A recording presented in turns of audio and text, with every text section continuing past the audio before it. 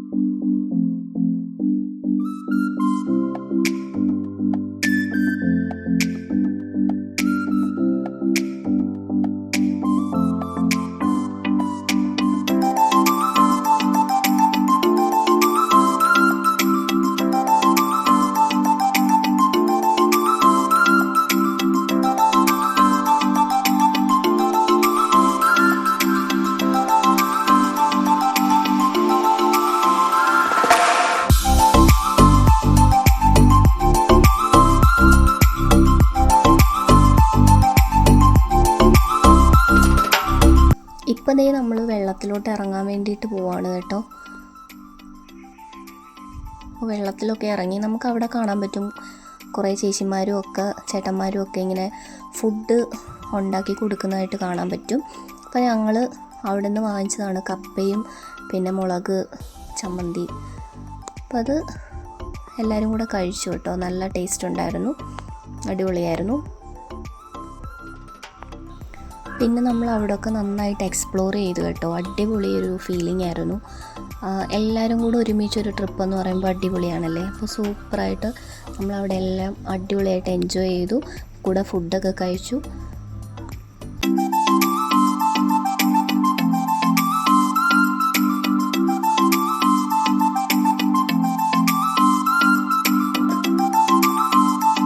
അടുത്തതായിട്ട് നമ്മൾ പോയത് അവിടെ ഒരു ഡച്ച് പള്ളി ഉണ്ടായിരുന്നു കേട്ടോ. അപ്പോൾ അത് വിസിറ്റ് ചെയ്യാനാണ് നമ്മൾ അടുത്തതായിട്ട് പോയത്. അപ്പോൾ ഇതിൻ്റെ ഒരു പ്രോപ്പറായിട്ടുള്ള കാര്യങ്ങളൊന്നും എനിക്ക് അറിഞ്ഞുകൂടാ ഈ പള്ളിയെ പറ്റി.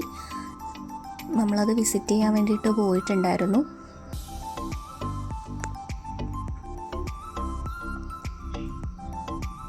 പിന്നെ അവിടെ എല്ലാവരും മെഴുകുതിരി കത്തിച്ച് പ്രാർത്ഥിക്കുന്നത് നമ്മുടെ ശ്രദ്ധയിൽപ്പെട്ടു. അപ്പോൾ നമ്മളും അങ്ങനെ മെഴുകുതിരിയൊക്കെ കത്തിച്ച് പ്രാർത്ഥിച്ചു. ശേഷം നമ്മൾ ഒരു ഐസ്ക്രീമൊക്കെ വാങ്ങിച്ചിട്ടുണ്ടായിരുന്നു. അപ്പോൾ അതെല്ലാം കൂടി കഴിച്ചു.